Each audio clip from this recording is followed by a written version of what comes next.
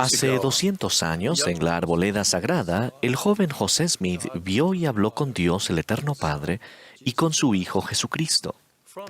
De ellos, José aprendió acerca de la verdadera naturaleza de la Trinidad y de la revelación continua mediante esa visión divina que dio inicio a la dispensación del cumplimiento de los tiempos.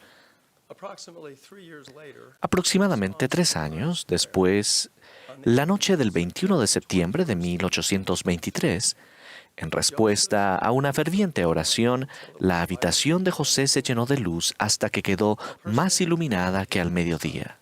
Un personaje se apareció junto a su cama, llamó al muchacho por su nombre y declaró que era un mensajero enviado de la presencia de Dios y que se llamaba Moroni.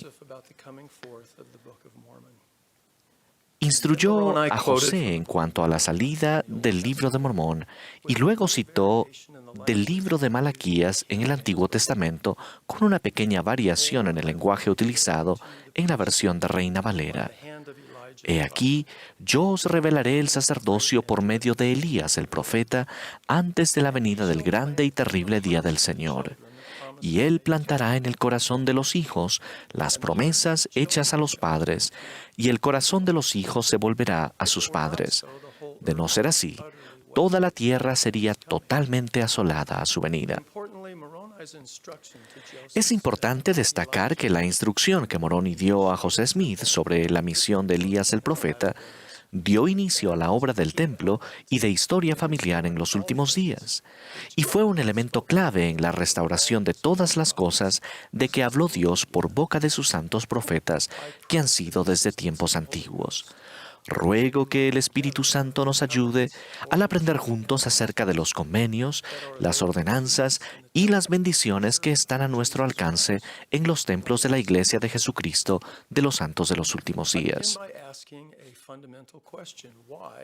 Comienzo haciendo una pregunta fundamental. ¿Por qué fue importante el regreso de Elías el profeta? De las revelaciones de los últimos días, aprendemos que Elías el profeta poseía el poder sellador del sacerdocio de Melquisedec y que fue el último profeta que lo poseyó antes de la época de Jesucristo. El profeta José Smith explicó: el espíritu, poder y llamamiento de Elías el profeta es que ustedes tengan la autoridad de poseer las llaves de la plenitud del sacerdocio de Melquisedec y de obtener todas las ordenanzas que pertenecen al reino de Dios, aún para hacer volver el corazón de los padres a los hijos, y el corazón de los hijos a los padres, incluso los que estén en los cielos. Esta sagrada autoridad para sellar es necesaria a fin de que todo lo que ates en la tierra sea atado en los cielos, y todo lo que desates en la tierra sea desatado en los cielos. José aclaró aún más cómo rescatará Dios a esta generación. Enviará a Elías el profeta, quien revelará los convenios para sellar el corazón de los padres a los hijos y el de los hijos a los padres. El profeta Elías se apareció a Moisés en el monte de la Transfiguración y confirió esta autoridad sobre Pedro, Santiago y Juan. Elías el profeta también se apareció con Moisés y Elías el 3 de abril de 1836 en el templo de Kirtland y confirió las mismas llaves del sacerdocio sobre José Smith y Oliver Cowdery. La restauración de la autoridad para sellar por medio de Elías el profeta en 1836 fue necesaria para preparar al mundo para la segunda venida del Salvador, e inició un interés mundial mucho mayor en la investigación de historia familiar. La palabra corazón se emplea más de 1000 veces en los libros canónicos. Esa palabra, simple pero significativa, a menudo denota los sentimientos íntimos de una persona.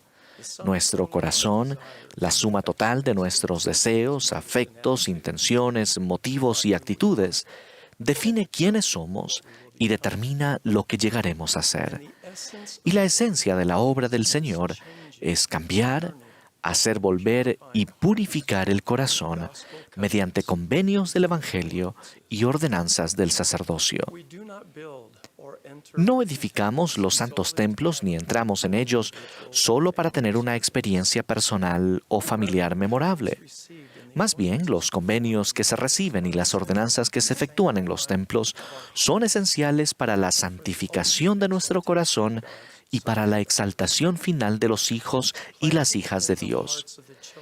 El plantar en el corazón de los hijos las promesas hechas a los padres, incluso a Abraham, Isaac y Jacob, el hacer volver el corazón de los hijos hacia sus propios padres, llevando a cabo la búsqueda de datos de historia familiar y el realizar ordenanzas vicarias en el templo, son labores que bendicen a las personas en ambos lados del velo. Cuando llegamos a estar anhelosamente consagrados a esta sagrada obra, obedecemos los mandamientos de amar y servir a Dios y a nuestro prójimo. Y tal servicio desinteresado nos ayuda verdaderamente a escucharlo y venir al Salvador. Los convenios y las ordenanzas del sacerdocio más sagrados se reciben únicamente en el templo, la casa del Señor. Todo lo que se aprende y todo lo que se realiza en el templo recalca la divinidad de Jesucristo y su función en el gran plan de felicidad del Padre Celestial. El presidente Ezra Taft Benson describió un importante modelo que el Redentor emplea para llevar a cabo la inmortalidad y la vida eterna del hombre. Él dijo: "El Señor obra de adentro hacia afuera. El mundo obra de afuera hacia adentro. El mundo trata de sacar a la gente de la bajeza. Cristo saca la bajeza social del corazón de las personas y ellas mismas salen de los barrios bajos. El mundo trata de reformar al hombre cambiándolo de ambiente. Cristo cambia al hombre y éste cambia su entorno. El mundo trata de amoldar el comportamiento del hombre, pero Cristo puede cambiar la naturaleza humana. Los convenios y las ordenanzas del sacerdocio son esenciales en el proceso continuo de renacimiento espiritual y transformación. Son el medio por el cual el Señor obra con cada uno de nosotros de adentro hacia afuera. Los convenios que se honran con resolución, que se recuerdan siempre y que están escritos con el Espíritu del Dios vivo en tablas de carne del corazón, brindan un propósito y la certeza de las bendiciones en la vida terrenal y por la eternidad. Las ordenanzas, que se reciben de manera digna y se recuerdan de forma continua, abren los canales celestiales a través de los cuales el poder de la divinidad puede fluir a nuestra vida. No vamos al templo para escondernos o escapar de los males del mundo. Más bien, vamos al templo para vencer al mundo del mal. Cuando invitamos el poder de la divinidad a nuestra vida, al recibir las ordenanzas del sacerdocio y al hacer y guardar convenios sagrados, somos bendecidos con una fortaleza mayor a la nuestra para superar las tentaciones y los desafíos de la vida terrenal y para hacer lo bueno y llegar a ser buenos. El primer templo de esta dispensación se construyó en Kirtland, Ohio, y se dedicó el 27 de marzo de 1836. En una revelación dada al profeta José Smith una semana después de la dedicación, el Señor declaró: "Regocíjese el corazón de todo mi pueblo, que con su fuerza ha construido esta casa a mi nombre. Sí, el corazón de millares y decenas de millares se regocijará en gran manera como consecuencia de las bendiciones que han de ser derramadas y la investidura con que mis siervos han sido investidos en esta casa. Y la fama de esta casa se extenderá hasta los países extranjeros, y este es el principio de la bendición que se derramará sobre la cabeza de los de mi pueblo".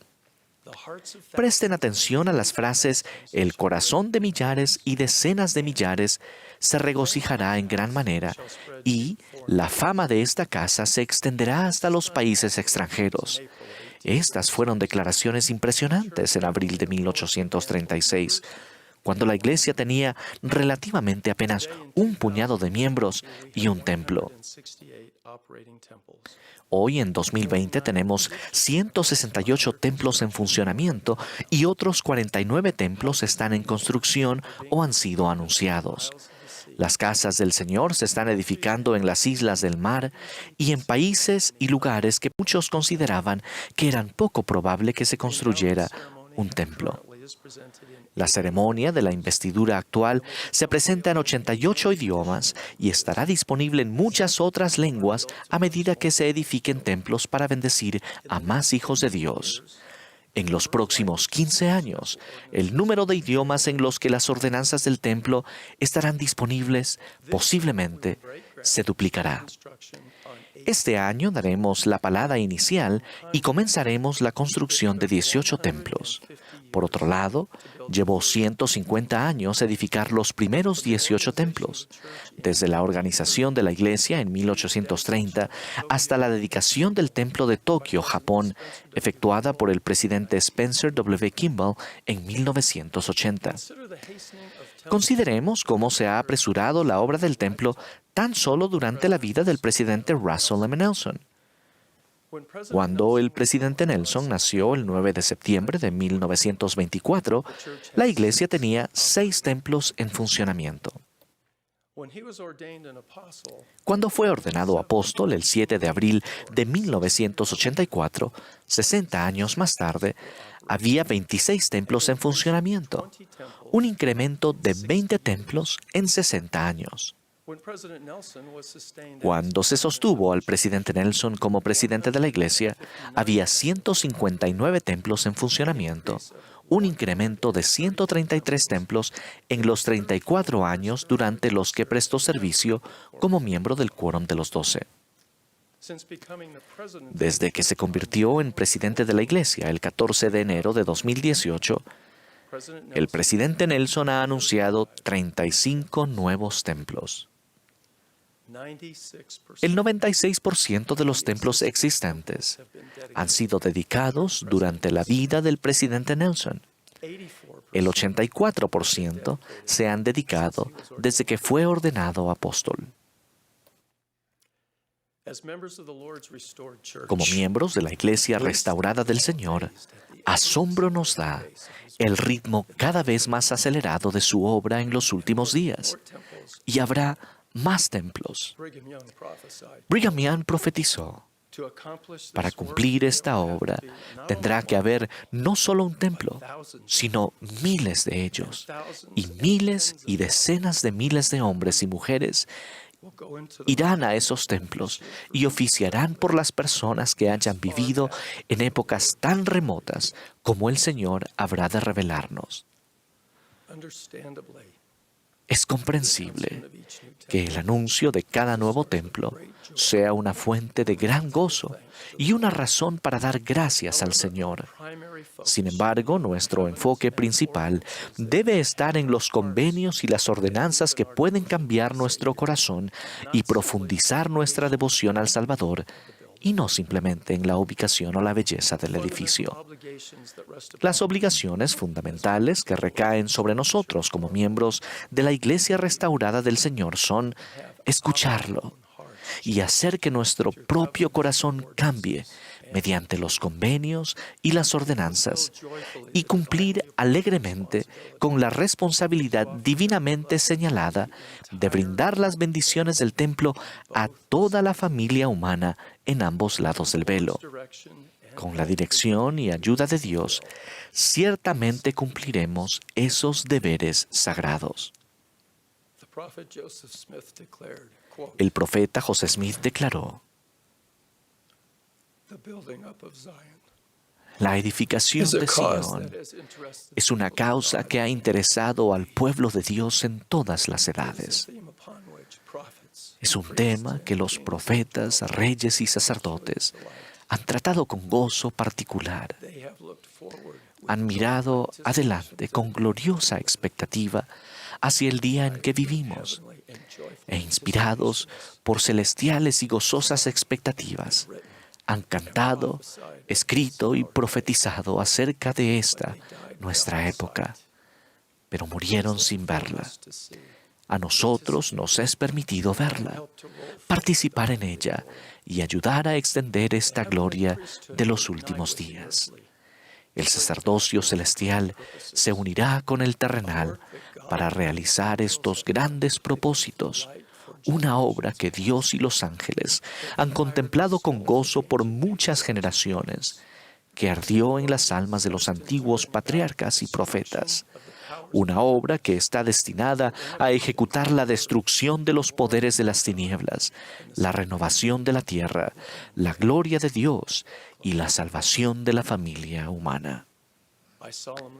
Testifico que el Padre y el Hijo se aparecieron a José Smith y que Elías el profeta restauró la autoridad para sellar. Los sagrados convenios y ordenanzas del templo pueden fortalecernos y purificar nuestro corazón cuando lo escuchamos a Él y recibimos el poder de la divinidad de nuestra vida.